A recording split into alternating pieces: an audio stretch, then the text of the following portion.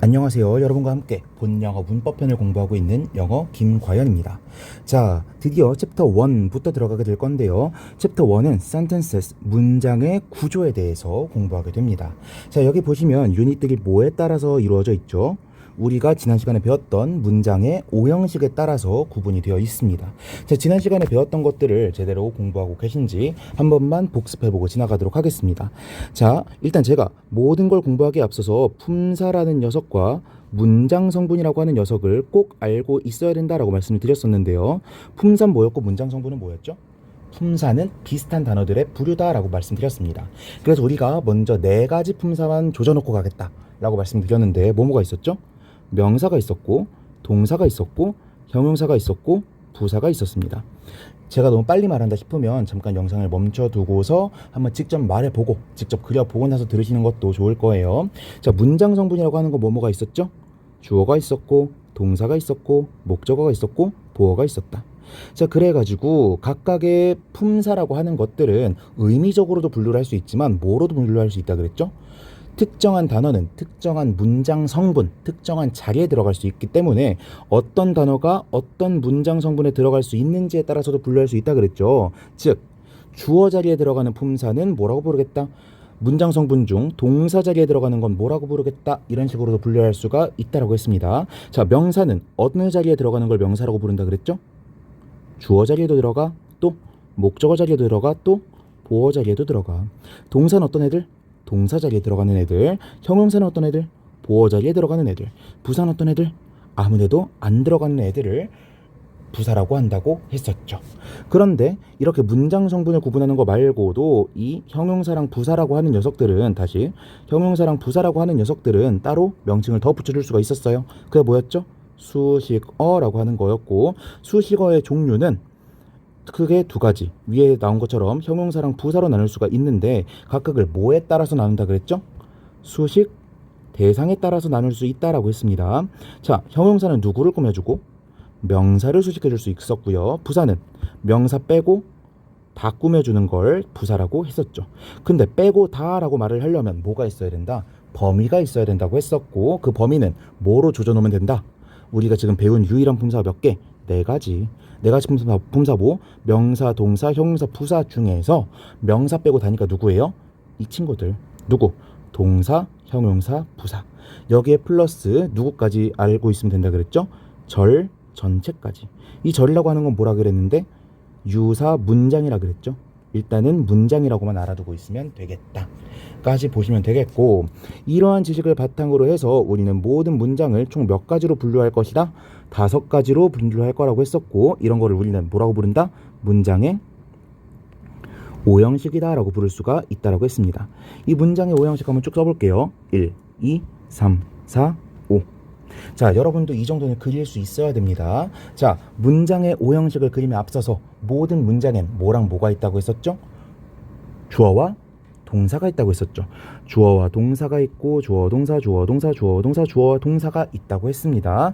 그렇다면 문장의 형식은 주어와 동사가 아니라 그 뒷부분에 의해서 결정된다고 했었죠. 그 뒷부분 한번 채워볼까요? 1형식은 뒤에 아무것도 안 오는 애, 2형식은 뒤에 보어만 오는 애, 3형식은 목적어 하나만 오는 애, 4형식은 목적어가 2개 오는 애, 5형식은 목적어 오고 뒤에 보어도 오는 애라고 했었습니다. 그쵸? 자, 그런데 문장의 오형식을 크게 2덩어리로도 나눌 수 있다 그랬어요. 제가 이런 식으로 2개로 나눴어. 그러면 어떤 식으로 나누게 되는 거죠?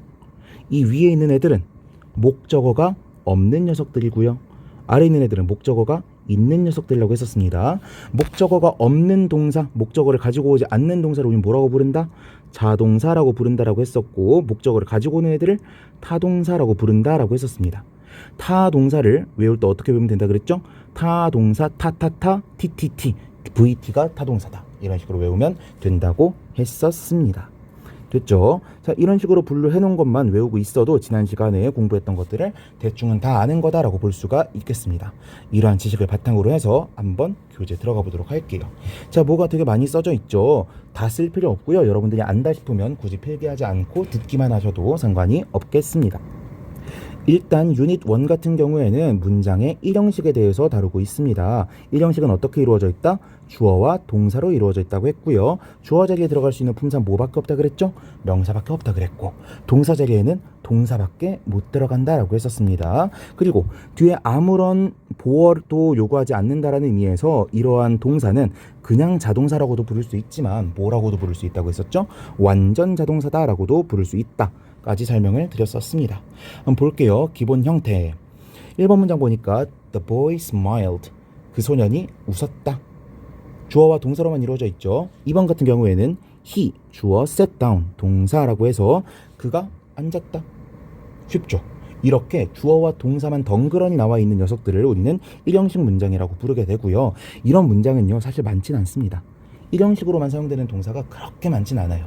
1형식으로 사용된다고 하더라도 뒤에 뭔가가 더 붙어져 나오는, 부사라도 더 붙어져 나오는 문장을 더 많이 볼 거기 때문에 일단은 1형식으로만 사용된다라고 소개되는 애들은 따로 암기를 해두시면 되겠습니다.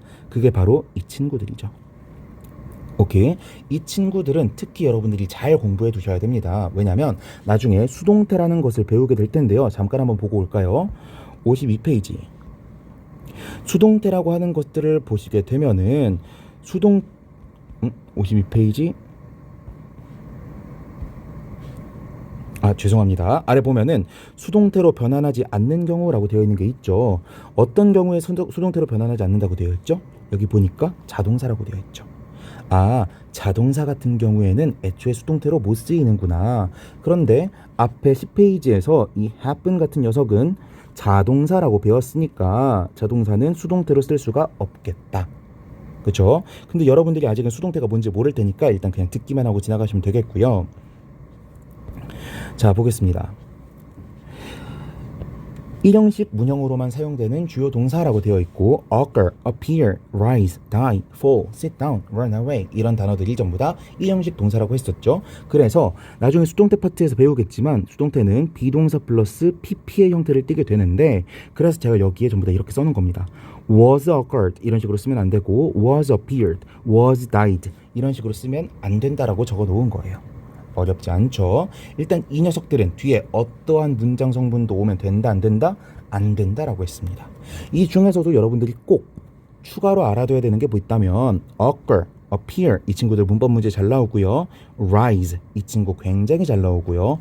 fall 같은 경우에는 사실 문법적으로 중고등 수준에서 변형하기가 좀 쉽진 않은데 어디에 나왔었냐면 임용시험에, 중등교사 임용시험에 나왔었던 자동사이기 때문에 이 부분까지는 좀 잘 봐두셨으면 좋겠습니다. 됐죠? 자, 넘어가 보면요. 아래 more 플러스 부분을 보면은 SV 문형 동사, 1형식 동사 중 일부는 반드시 시간이나 장소를 나타내는 부사구가 있어야 문장의 의미가 통하는 것도 있다라고 되어 있죠. 뭐가 있어야? 부사구가 있어야. 자, 조금 전에 뭐라고 했었습니까? 부사 같은 경우에는 문장 성분으로 사용되지 않는다고 했었고, 문장 성분이야말로 문장에 꼭 필요한 녀석들을 말하는 것이었었는데 부사 중에서 문장에 꼭 필요한 녀석이 있다라고 말하고 있는 거죠. 제가 지난 시간에 말했던 문장의 7형식과 관련되는 내용입니다. 그래서 보니까 비동사라던가 stand라던가 live라던가 stay 같은 동사들은 반드시 뒤에 부사구를 가지고 있어야만 한다라고 되어 있죠. 오케이? 그런데 이 녀석들을 문장의 필수 성분이라는 점에서 제가 지난 시간에 말했던 보충어라고는 부를 수 있겠지만 보어, 문장의 2형식이랑 5형식에 나오는 이 보어라고는 부를 수가 없다라는 점도 참고를 하셨으면 좋겠습니다. 이거에 대해서는 뒷페이지에서 좀 더 보게 될 거예요. 그래서 보게 되니까 He will be here at 9 p.m. 그는 있을 거야. 어디에 있을 거야? 여기에 있을 거야. at 9 p.m. 오후 9시에. 이런 식으로 그냥 있다라고만 말을 하더라도 사실 말이 통할 것 같기는 하지만 언제 어디에 있다라는 것인지에 대해서 추가 설명이 필요한 게 더 자연스럽다. 그래서 그런 게 있어야만 한다라고 설명하는 게 문장의 7형식이다 라고 말씀을 드렸습니다. 됐죠? 넘어가 볼게요. 이어서 제가 수식어라고 하는 것에 대해서도 말씀을 드렸습니다. 수식어의 종류는 크게 몇 가지가 있었다? 두 가지가 있었다. 첫 번째 형용사가 있었고요. 두 번째 부사가 있었죠. 형용사 같은 경우에는 누굴 꾸며주는 거라고 했었고 명사를 꾸며주는 거라고 했었고, 부사 같은 경우에 누굴 꾸며주는 거라고 했었죠. 명사 빼고 다 꾸며주는 거라고 했었죠. 이렇게 쓸게요. 명사 빼고 다라고 하는 건 무슨 뜻이었어요? 우리가 배운 품사 나머지들 동사도 수식해줘요, 형용사도 수식해줘요, 또 다른 부사도 수식해줘요, 그리고 하나 더 절 전체, 문장 전체도 수식해줘요. 이게 바로 부사라고 했었습니다. 그래서 보게 되니까 바로 아래에 뭐라고 나와 있냐면 전명구라고 하는 게 나와 있습니다. 전명구라고 하는 건 사실 비공식적인 언어고요. 더 정확한 명칭은 전치사구가 됩니다. 전치사구가 무엇이냐? 우리가 아직은 배우지 않았지만 in이라던가 at이라던가 on이라던가 from이라던가 또 뭐가 있을까요? within이라던가 뭐 이러한 전치사라고 하는 단어들이 있습니다. 이런 것들은 차차 공부하면서 외워가시게 될 텐데 이 전치사는요 반드시 뒤에 명사를 가지고 오게 돼요. 그러다 보니까 전치사는 반드시 명사랑 오게 돼. 그런데 이 둘을 묶어서 사용이 되다 보니까 우리는 이걸 덩어리로 묶어서 뭐라고 부른다? 전명구라고 부르겠다라는 겁니다. 오케이. 그렇다면 여기까지 들어오게 되면은 전명까지는 설명이 됐어. 그런데 여러분들이 아직 배우지 않은 게 있죠? 그게 뭐예요? 구입니다. 자, 구와 절에 대해서는 간단하게만 설명할 거예요. 구와 절이라는 거는요. 구와 절이라고 하는 건 일반적으로 뭐라고 설명하냐면 두 단어 이상이 뭉쳐져서 하나의 덩어리를 지는 걸 구라고 부릅니다. 절이라고 하는 건요. 두 단어 이상이 뭉쳐지긴 했는데 중요한 특징으로 그 안에 주어와 동사가 있어야만 합니다. 무슨 뜻이야? 두 단어가 뭉쳐졌어. 그런데 이 단어가 뭐로 합쳐졌든지 간에 일단 이건 구야. 그런데 절이라고 하는 건 어떤 친구야? 이 안에 단어가 두 개가 있든 세 개가 있든 네 개가 합쳐졌든 어떻게 덩어리가 졌든지 간에 이 중에 두 개는 반드시 뭐로 쓰이고 있어야 돼요? 주어와 동사, 주어와 동사, 주어와 동사로 사용되고 있는 게 바로 절이라는 겁니다. 그렇다면 절이라고 하는 건 구에 포함되는 개념이다 라고도 볼 수가 있겠죠. 그렇죠? 그런데 선생님들이 이건 절이야 구야 라고 물어본다고 하는 건 종종 이렇게 물어볼 거예요. 이건 구라고 봐야 돼? 절이라고 봐야 돼? 이렇게 물어본다고 하면 여러분들은 똑똑한 척하면서 이렇게 대답할 수가 있을 겁니다. 구요. 왜냐하면 절은 구에 포함되기 때문에 절 보고 구라고 불러도 되거든요. 이렇게 말씀하실 수도 있겠지만 선생님들의 의도는 뭡니까? 다시 일반적인 구가 아닌 절로만 봐야 되는 녀석이야? 아니면 절이 아닌 구야? 이걸 물어보는 거겠죠. 오케이? 다시 절이야 아니면 절이 아닌 구야? 라고 물어볼 때에는 굳이 구 안에 절이 들어있다라고 설명하지 않으셔도 된다라는 겁니다. 됐죠? 아무튼 여기까지 설명했으니까 다시 돌아가서 전명구라고 불렀을 때 이 구라고 하는 건 뭐라고? 두 단어 이상이 뭉쳐져 있는 거라고요. 전치사라고 하는 단어와 명사인 단어 하나 이상이 뭉쳐져 있으면 그걸 전명구라고 부를 수 있다라는 겁니다. 근데 갑자기 뜬금없이 이 전명구를 왜 배우게 되느냐? 전명구는요. 전치사라고 하는 품사와 명사라고 하는 품사가 합쳐지는데 합쳐지고 나면 어떻게 사용이 되느냐? 형용사 혹은 부사로 사용이 되게 됩니다. 말이 좀 이상하죠? 전명구는 합쳐지게 되면 형용사 아니면 부사처럼 사용이 되는 거예요. 그렇다면 형용사도 수식어고 부사도 수식어라고 했었으니까 다르게 말한다면 전명구의 역할은 뭐라고도 볼 수 있는 거예요? 수식어다라고도 볼 수가 있겠죠. 오케이. 그래서 예문을 보게 되면 The young lady, 어린 여자인데 어떤 여자예요? In the blue dress. in이라고 하면 일반적으로 뭐뭐 안에란 뜻인데 뒤에 옷이 나오게 되면 뭐뭐를 입은 이란 뜻으로 사용이 되게 됩니다. 그래서 the blue dress, 파란 드레스를 입고 있는 the young lady, 어린 여자가 disappeared, 사라졌다. 이렇게 분석을 할 수가 있겠습니다. 오케이. disappear 같은 경우에는 사라지다란 동사로서 자동사로 뒤에 아무것도 가지고 오지 않는 일형식 동사입니다. 됐죠? 이 형식도 보니까 she smiled, 그녀는 웃었어. brightly, bright라고 하는 형용사에 ly가 붙어 있죠. 자, 여기서 규칙 하나만 더 덧붙여 보면은 우리가 단어를 공부하다 보면은 ly가 붙어 있는 단어를 많이 보게 됩니다. ly가요 명사에 붙어 있는 경우가 있고 동사나 형용사에 붙어 있는 경우가 있습니다. 그럼 어떻게 변하게 되느냐? 명사에 ly가 붙게 되면은 형용사로 바뀌고요. 형용사에 ly가 붙게 되면은 부사로 변하게 됩니다. 근데 bright라고 하는 밝은 이란 뜻의 형용사에 ly가 붙어 있으니까 이 전체는 뭐로 쓰인 것이고 부사로 쓰인 것이고 밝게 이 정도의 의미가 되겠죠. 근데 제가 아까 부사는 누굴 꾸며줄 수 있다 그랬어요? 동사를 꾸며줄 수 있다 그랬죠? 지금 여기 나와 있는 이 brightly는 누굴 꾸며주고 있는 겁니까? smiled라고 하는 웃다, 미소 짓다라고 하는 동사를 꾸며주고 있는 거죠. 오케이. at him 같은 경우에도 she smiled at him. 그에게 웃고 있는 거 전치사 플러스 명사가 무슨 전용법으로 쓰이고 있는 거죠? 부사적으로 사용되고 있는 거고 부사는 동사를 꾸며줄 수 있으니까 여기 있는 smiled를 꾸며주고 있는 거죠. 어렵지 않죠? 자, 이 형식은 문법적으로 어려운 건 없어요. 다만 이 형식으로만 사용되는 단어들, 이 단어들을 외우는 게 가장 중요한 것이고 그래서 여러분들이 특히 잘 봐야 되는 건 이 파트가 되겠다라고 보시면 되겠습니다. 어렵지 않죠? 넘어가 보도록 할게요. 자, 문장의 이 형식입니다. 이 형식은 주어, 동사, 보어로 이루어진 문장 형식인데 문장 성분 중에 보어라고 하는 녀석은 누구랑 누가 들어갈 수 있는 자리였어요? 형용사와 명사가 들어갈 수 있는 녀석이었죠. 그런데 우리가 문법적으로 문제를 풀 때 뭐를 주의하게 될 것이냐면 형용사랑 부사를 주의하게 될 것입니다. 왜? 형용사랑 부사는 둘 다 수식어로 쓰이죠.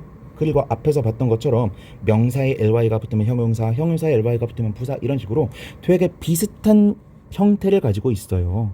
그렇다 보니까 형용사랑 부사를 우리 한국인들은 굉장히 어려워하게 되고 그래서 이 형식 동사 뒤에 불완전 자동사 뒤에 나와야 되는 단어가 형용사인지 부사인지를 물어보는 문법 문제가 굉장히 잘 나오게 됩니다. 그래서 어법 문제를 풀매 있어서 보어 자리에 형용사가 들어가냐 부사가 들어가냐 이거를 잘 구분해야 된다라는 걸 먼저 깔고 들어가겠습니다. 근데 제가 아까가 아니죠. 지난 시간에 비동사에 대해 설명하면서 어떻게 설명을 했었냐면 비동사는 크게 두 가지 용법이 있다라고 했었습니다. 첫 번째는 해석이 있다라고 되는 녀석이고 한 가지는 무엇이다라고 되는 녀석이었어요. 있다 같은 경우에는 기훈이가 있다 까지만 말하더라도 충분히 의미 전달이 된다 그랬고 그래서 뒤에는 보어가 등장하면 안 된다라고 했습니다. 근데 무엇이다 같은 경우에는 의미에 빵꾸가 뚫려 있죠. 빵꾸를 메꿔줄 수 있는 말, 보충해주는 말이 있어야 된다 그랬어요. 보충해주는 말, 보어가 있어야 된다라고 했었죠.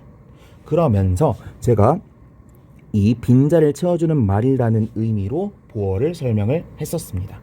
그쵸? 제가 여기까지만 설명하고 보어를 어떻게 해석해야 될지에 대해선 설명하지 않았어요. 그죠? 한번 해석해 보겠습니다.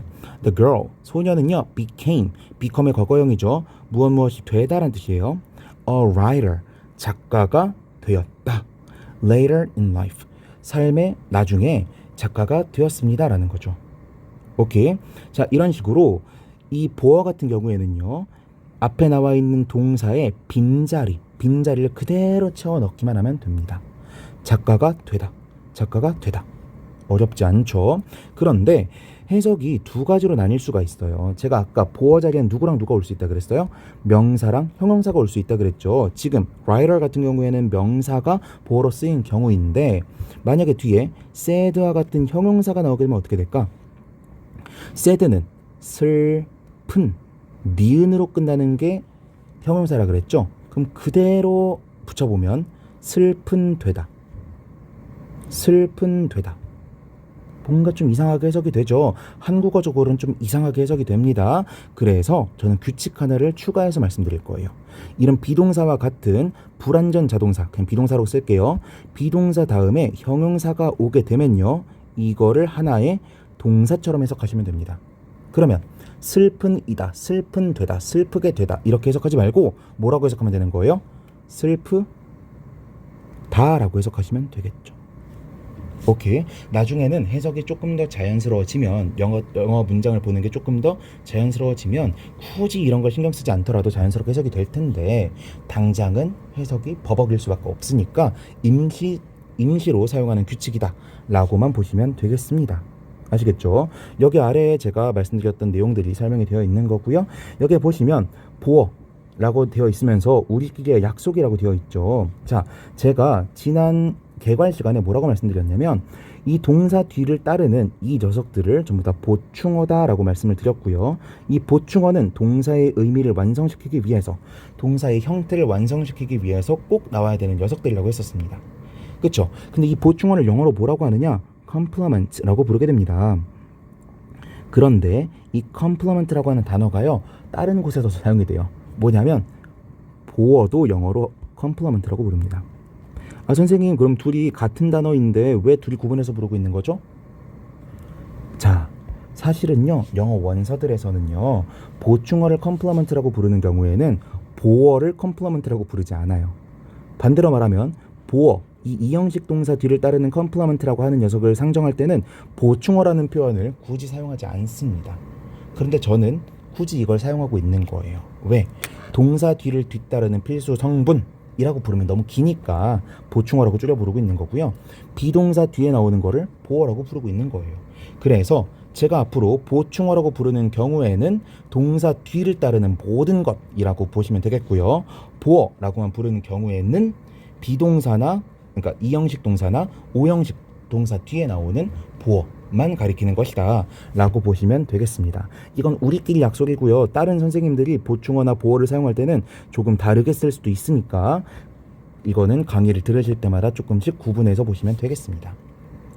됐죠? 자, 보니까 SVC 문형, 이형식 문형으로 사용되는 동사들이 나와 있죠. 자, 이 부분에 또 별표 쳐놨습니다. 왜 쳐놨죠? 제가 앞에서 뭐라 그랬어요? 형용사랑 부사 같은 경우에는 굉장히 비슷하게 생겼기 때문에, 그리고 의미도 비슷하기 때문에 우리가 잘 구분하지 못한다. 그래서 보통 문법 문제가 이렇게 나옵니다. 자, 이형식 동사가 나오고 나서 뒤에 빈칸을 뚫어놓거나 이렇게 선택지를 줘요. 그러면서 형용사 자리니 부사 자리니를 구분하게 만듭니다. 그러면 이형식 동사라면 뒤에는 뭐가 와야 된다는 걸 알 수 있어야 돼요. 형용사가 와야 된다는 걸 알 수가 있어야겠죠. 오케이? 이런 문법 문제가 나오기 때문에 이 녀석들을 외워야 되는 거예요. 이 녀석들이 나오게 되면 뒤에는 높은 확률로 뭐가 나와야 된다? 형용사가 나와야 된다라는 걸 자동적으로 알 수가 있다라는 거죠. 오케이? 보니까 비동사 계열의 단어들을 먼저 알아두셔야 됩니다. remain, keep, stay 이런 녀석들에 하나만 더 lie 같은 녀석이 있으면요, 뭐뭐인 채로라는 의미가 덧붙이면서 뭐뭐인 채로, 빵꾸가 뚫려 있죠? 빵꾸를 메꿔주려는 단어 보어가 와야 된다. 이런 식으로 접근하시면 되겠습니다. 됐죠? 제가 아까도 비동사에 대해서 설명드렸던 것처럼 비동사의 두 가지 용법 중에서 무엇이다, 무엇이 되다 라는 의미가 있는, 앞에 빵꾸가 뚫려 있는 비동사가 여기서 말하고 있는 SVC 문형으로 사용되는 동사다, 동사 비동사다 라고 보시면 되겠습니다. 됐죠? 자, 그런데 여기 보시면요, 조금 여러분이 헷갈릴 만한 부분이 있어서 부연 설명하도록 하겠습니다. The price of fruit, 과일의 가격은 remains, 남아있습니다. very high, 매우 높은 채로 남아있습니다. 매우 높습니다. 이런 의미가 되겠죠. 자, 분명히 아까 말했습니다. remain 같은 경우에는 뭐뭐인 채로 남다라는 의미로 사용이 되게 되면 뒤에 반드시 보어가 나와야 된다 그랬고, 보어 자리에는 명사나 형용사만 나올 수 있다라고 했습니다. 그런데 remain 바로 뒤에는 뭐가 나와 있죠? very가 나와 있죠. very의 품사는 뭔데? 공부하시면 아시겠지만 부사예요. 자, 여러분들 언어를 공부하실 때는요, 어떻게 덩어리가 이루어져 있는지를 잘 구분하실 수가 있어야 됩니다. 자, 제가 딱 여기서 끊었다고 해볼까요? The price of the fruit remains very 까지 하면은 말이 통해요, 안 통해요? 안 통하죠. 하지만 the price of fruit remains high 라고 하면은 가격이 높은 채로 남다? 말 되잖아요. 즉 remain이 데리고 오고 있는 건 굳이 한 단어만 뽑으라고 한다면 very입니까? high입니까? high가 되겠죠. 오케이? 그렇다면 very는 왜 나온 거라고 봐야 되는 거예요? 이 high를 꾸며주는 녀석이다 라고 봐야겠죠. 오케이? 왜? 형용사 high를 부사인 very가 꾸며줄 수 있으니까요.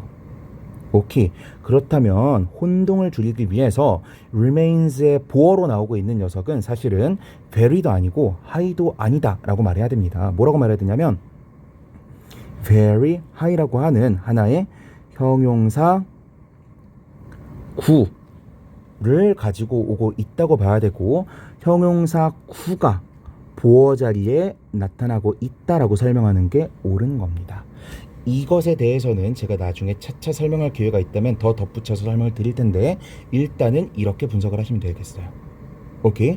remains가 진짜 데리고 오고 있는 건 high고, high를 수식하고 있는 게 very니까 very는 remains의 것이 아니라 high의 것이 되겠다라고만 이해하시면 되겠고, 이걸 조금 더 문법적으로 정돈해서 설명하면 remains가 very high라고 하는 형용사구를 가지고 오고 있다 라고 보시면 되겠습니다. 됐죠? 자, 그런데 제가 여기에 C176이라고 해놨죠. 176페이지 잠깐 가볼까요? 자, 보니까 여기 하이가 나와 있네요. 하이 같은 경우에는요, 똑같이 하이라고만 쓰더라도 높은이라는 뜻의 형용사로도 쓰일 수가 있고요, 높이라는 뜻의 부사로도 사용이 될 수가 있습니다. 그런데 아래로 내려와 보니까요, 하이가요 ly를 또 붙여버리면 어떻게 사용이 된대요? 대단히 혹은 매우라는 뜻으로 사용이 된대요. 이거 아까 배웠던 규칙이랑 좀 다르죠? 명사에다가 ly를 붙이면 형용사가 된다. 형용사에다가 ly를 붙이면 부사가 된다라고 했는데, 여기 보니까 high는 형용사로도 사용이 되고 부사로도 사용이 된다 그랬잖아요. 그쵸? 여기에 ly가 붙어버리면 무조건 뭐밖에 안 되는 거야? 아무튼 형용사 부사밖에 안 되던 high에다가 ly를 붙인 거니까 반드시 부사로만 사용이 될 건데, 문제는 뭐다?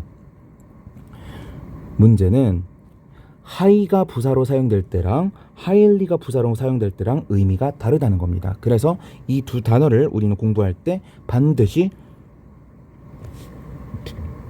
구분을 해야만 한다는 거죠. 오케이. 그럼 문법 문제에서 굉장히 내기가 좋겠네요. high가 나와야 할 만한 곳에 high가 맞겠니? highly가 맞겠니? 하이가 아니죠. 하일리가 맞겠니? 이런 식으로 문제를 내버리면 굉장히 낚이기 좋은 문제가 될 거라는 것까지 우리가 한번 보고 지나가시면 되겠습니다. 다시 넘어가서요. 12페이지. 자, 아래 보니까 seem, appear, look 이런 식으로 나와 죄송합니다. 아직 2번 덜 봤죠. 2번으로 넘어가 보면요, 변화를 나타내는 자동사류가 있다고 나와 있는데 이 녀석들 보지 마시고요, 이걸로 한번 보겠습니다. 이 녀석들은요, 먼저 외우고 들어가셔야 돼요. 이해하려고 하지 마시고 뉘앙스를 먼저 파악하려고 하지 마시고 일단은 어떤 단어들이 이 형식으로 사용되는지를 먼저 달달달 외우시는 겁니다. 어떻게? 발음으로 따라해 보세요. fall, get, go, grow, become, turn. 다시 어떻게? fall, get, go, grow, become, turn. 좀 더 빨리 해볼까요? fall, get, go, grow, become, turn. 좀 더 빨리 해볼까요? fall, get, go, grow, become, turn. 좀 더 빠르게 fall, get, go, grow, become, turn. 이 단어들은 그냥 발음으로 통째로 외워버리시는 거예요.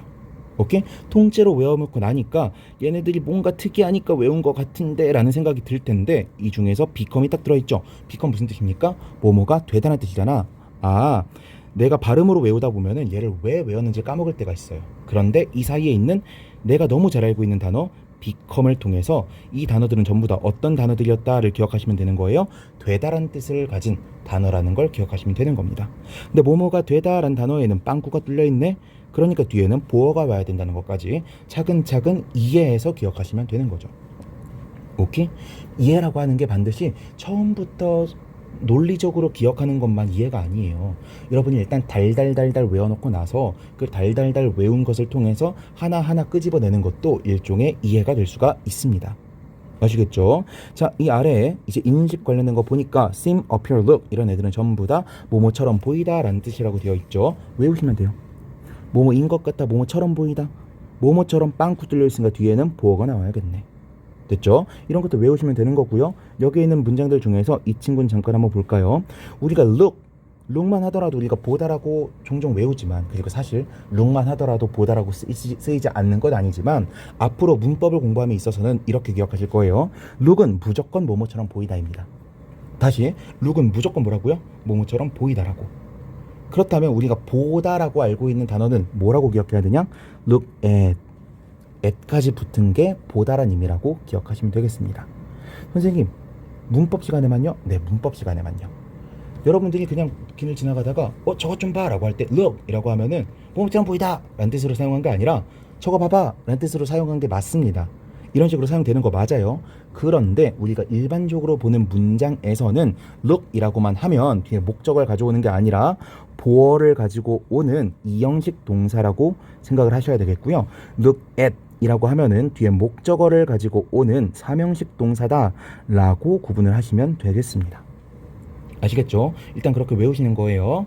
자, 이 아래에 감각동사라고 또 나와 있는데 여기 뭐뭐한 느낌이 들다, 뭐뭐하게 들리다 막 이렇게 나와 있잖아요. 근데 보니까 여기 뭐뭐하게 들리다라고 하면은 제가 부사의 의미로 뭐뭐히, 뭐뭐하게 라고 외우라고 말씀을 드렸는데 여기 뭐뭐하게 들리다라고 해버리면은 뒤에 마치 뭐가 나올 것처럼 느껴져요. 뒤에 부사가 나와야 될 것처럼 느껴지잖아요. 그런데 지금 무슨 챕터였어? SVC 문형으로 잘 쓰이는 주요 동사라고 해서 이 형식에 대해서 배우고 있었고 이 형식은 반드시 뒤에 보어가 나와야 되는 거잖아. 그런데 이렇게 외워버리면 헷갈리겠죠? 그래서 이거 다 무시해버리고요. 무시해버리고 어떻게 외우시냐면 조금 어색하더라도 뭐뭐처럼 느낌이 들다, 뭐뭐처럼 들리다, 뭐뭐처럼 맛이 나다, 뭐뭐처럼 냄새가 나다라고 그냥 외우세요. 해석이 딱딱하게 느껴지더라도 그냥 이걸로 전부 다 틀에 가둬놓고 외우시는 겁니다. 오케이? 그럼 어떻게 해석하시면 돼요? I feel sad 까지만 해석해 볼게요. 나는 슬픈 것처럼 느낀다. 이렇게 해석하시라고요. 오케이? 하나만 더 해볼까요? The singer sometimes sounds terrible. 이거대로 해석하면 더 자연스럽긴 하겠지. 그 가수는요 때때로 sounds terrible 끔찍하게 들린다는 거잖아. 근데 그렇게 하지 마시고 어떻게 하라고? 끔찍한 것처럼 들린다라고 해석하시라고요. 왜? 뭐뭐한 것처럼이라고 하면은 명사가 와야 될 거라고 착각하지 않아요. 의외로 이건 헷갈리지 않아. 그런데 우리가 진짜 헷갈리는 건 누구랑 누구야? 명사랑 형용사는 별로 안 헷갈린다니까? 누구랑 누구가 헷갈린다고? 형용사랑 부사가 헷갈린다고. 그러니까 얘네끼리만 헷갈리지 않게끔 장치를 심어 놓자는 거예요. 우리가 단어를 외울 때. 어떻게 하면 된다고? 뭐뭐한 것처럼 이라고 해석해버리면 된다고요. 오케이? 나머지는 직접 해석해 보시고. 자, 이 아래 주격 보어의 이해라고 참 빨리도 설명해 주는 내용이 나오죠. 자, 보어 자리엔 누구랑 누가 나올 수 있다 그랬어요? 명사랑 형용사가 나올 수 있다 그랬죠. 명사가 나오게 되면 동격이다, 형용사가 나오게 되면 성질이나 상태를 나타낸다 라고 나와 있는데 별로 이런 거 도움되지 않고요. 명사가 보어 자리에 나오게 되면 그냥 그대로 이 형식 동사의 빵꾸난 부분을 채워주기만 하면 됩니다. 어떻게? In the film, John Keating is an English teacher. 존 키링은 뭐뭐이다. 뭔데? An English teacher. 영어 선생님. 앞쪽에서 해석해보면 존 키팅은 영어 선생님이다. 그대로 해석하면 되는 거잖아요. 어렵지 않죠? 근데 우리가 헷갈리게 되는 건 이렇게 형용사 보어가 나오는 경우라 그랬어. He is quiet and gentle. 그는요, quiet, 조용한 이다. He is gentle. 그는 젠틀한, 상냥한 이다. 이상하잖아요. 그러니까 어떻게 하자고. 비동사로 대표되는 이 형식 동사 뒤에 형용사 보어가 나오게 되면 어떻게 해석하자? 하나의 동사로 해석하자. He is quiet. 그는 조용하다. He is gentle. 그는 젠틀하다. 이렇게 해석하시면 되는 거예요. 합쳐서 He is quiet and gentle. 그는 조용하고 온화하다. 이렇게 해석하면 되는 거잖아요. 오케이. 어렵지 않으시죠? 이렇게 구분하시면 되겠고, 여기에 감각동사의 경우 like 명사의 형태의 보호도 가능하다라고 되어 있는데 이건 그냥 보고 지나가시면 되겠습니다. 두 단어가 넘어가는 이러한 형태의 단어들은요 문법 문제에서 내기 힘들어요. 다시 이건 팁인데 문법 문제에서는요 두 단어 이상이 하나의 덩어리를 이루는 거는 잘 문법 문제로 내지 않습니다. 왠지는 차차 문법 문제를 풀어보시면 느끼시게 될 거예요. 자, 여기까지 해서 문장의 이 형식까지 설명을 마쳐 보았고요. 여기 나와 있는 것들은 여러분들이 직접 한번 풀어보시면 되겠고, 제가 계속 강조했던 보어인지 부사인지를 구분하는 문제라는 것만 아시면 되겠습니다. 제가 이미 답을 다 체크해놨기 때문에 여러분들이 문제를 푸실 때 이미 답을 아시니까 풀 가치가 없겠다고 생각하지 마시고, 왜 이렇게 구분을 시켰는지, 어떻게 구분해야 되는지를 역산하는 식으로 한번 공부해 보시면 되겠습니다. 이렇게 해서 이번 시간 챕터 1의 유닛 1과 유닛 2를 마쳐보도록 하겠습니다. 강의의 시간이 너무 길어지면 너무 힘이 드니까 원래는 챕터 1을 한 번에 다 강의하고 싶었지만 여기에서 끊고 지나가도록 할게요. 제가 여기에 C212라고 적어놓고 굳이 넘어가지 않은 것들은요, 여러분들도 굳이 지나가실 필요는 없습니다. 그러나 같이 보면 도움이 되긴 할 것이기 때문에 혹시나 하나하나 다 챙겨서 보고 싶은 분이 있을까봐 이렇게 표시해 놓은 거고요. 굳이 이렇게 따라가기 싫으신 분들은 이렇게 보지 않으셔도 된다는 점 다시 한번 참고하시면서, 질문이 있으시거나 조금 더 공부하고 싶으신 내용이 있다면 댓글을 통해 질문을 주시거나 오픈 채팅방으로 들어오셔서 질문 남겨주시면 되겠습니다. 긴 강의 들어주시느라 고생 많으셨고요. 이번 강의 여기서 마치도록 하겠습니다. 수고하셨습니다.